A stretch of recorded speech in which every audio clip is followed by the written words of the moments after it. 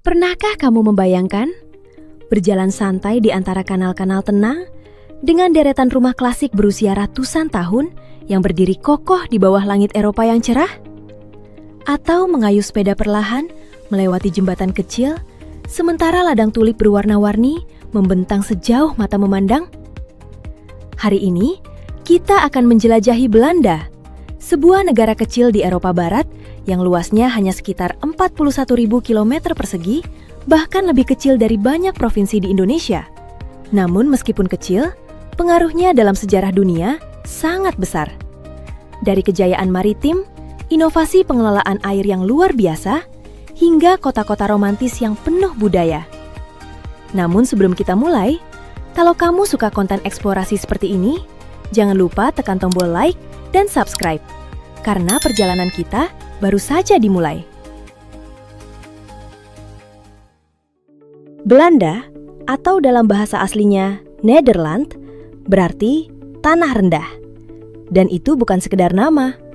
Sekitar 26% wilayahnya berada di bawah permukaan laut.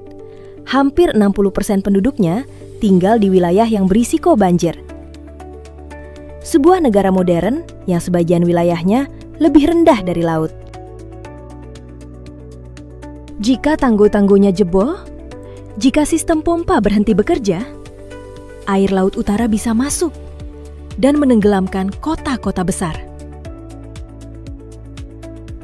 Namun alih-alih menyerah pada keadaan, Belanda memilih untuk beradaptasi. Sejak abad pertengahan, mereka membangun tanggul. Mereka mengeringkan rawa. Mereka memompa air keluar. Mereka menciptakan lahan baru yang disebut polder. Bahkan ada satu provinsi, Flevoland, yang sepenuhnya adalah hasil reklamasi. Tanah yang dulu adalah laut, kini menjadi rumah bagi ratusan ribu orang. Belanda bukan sekedar negara. Ia adalah bukti bahwa negara bisa menaklukkan berdampingan dengan alam. Pada tahun 1953, badai besar menghantam Laut Utara. Tanggul-tanggul jebol, air menerobos daratan tanpa ampun. Lebih dari 1.800 jiwa kehilangan nyawa. Ribuan rumah lenyap dalam semalam. Tragedi itu tidak hanya meninggalkan luka, ia mengubah arah sejarah.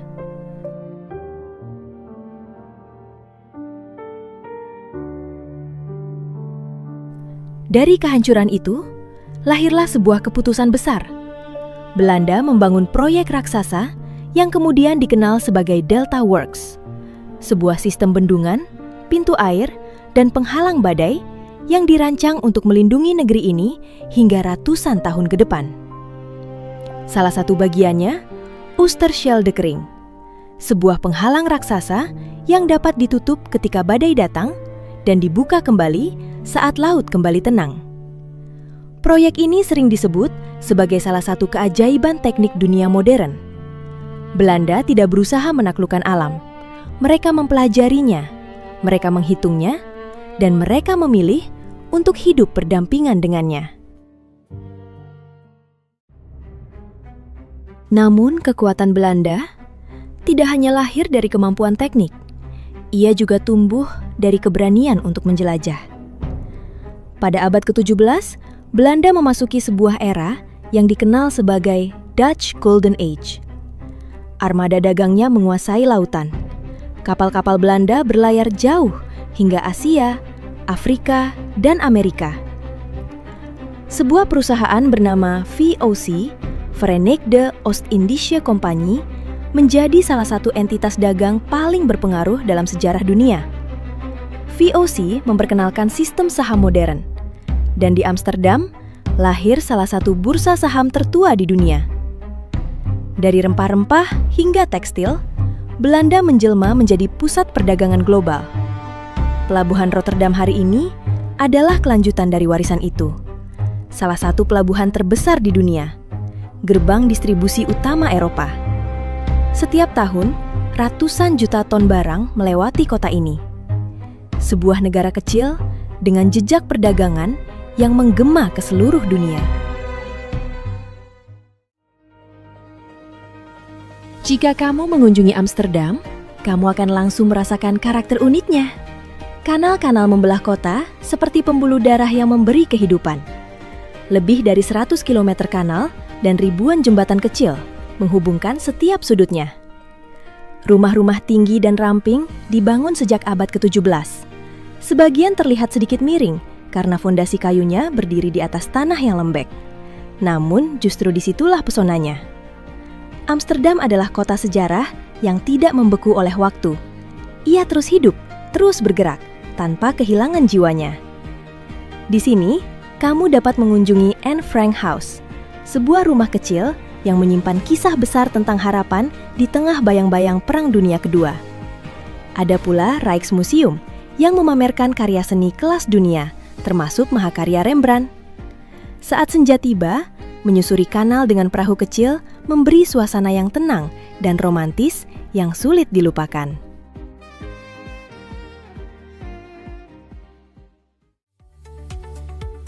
Namun Belanda bukan hanya Amsterdam. Rotterdam adalah wajah masa depan. Kota ini hampir hancur total pada Perang Dunia Kedua. Bangunan runtuh, pelabuhan porak-poranda. Namun dari reruntuhan itu, lahir sebuah keputusan berani.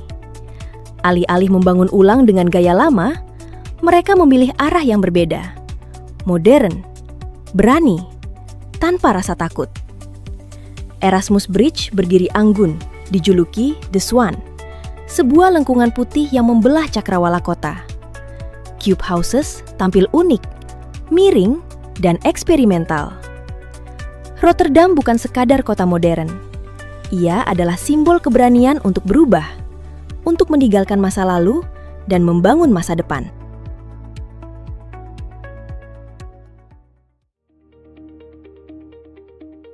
Den Haag, meskipun bukan ibu kota resmi secara administratif, adalah pusat pemerintahan Belanda. Di kota inilah keputusan-keputusan penting negara dibuat, dan disinilah berdiri Peace Palace, markas Mahkamah Internasional, tempat di mana sengketa antar negara dibawa ke meja hukum. Den Haag terasa tenang, elegan, tertata. Namun di balik ketenangannya, lahir keputusan-keputusan yang berdampak bagi dunia. Di pesisirnya, pantai Scheveningen membentang indah. Langit luas, angin laut utara yang sejuk. Belanda mungkin kecil secara ukuran, namun dalam hukum internasional, perannya sangat besar.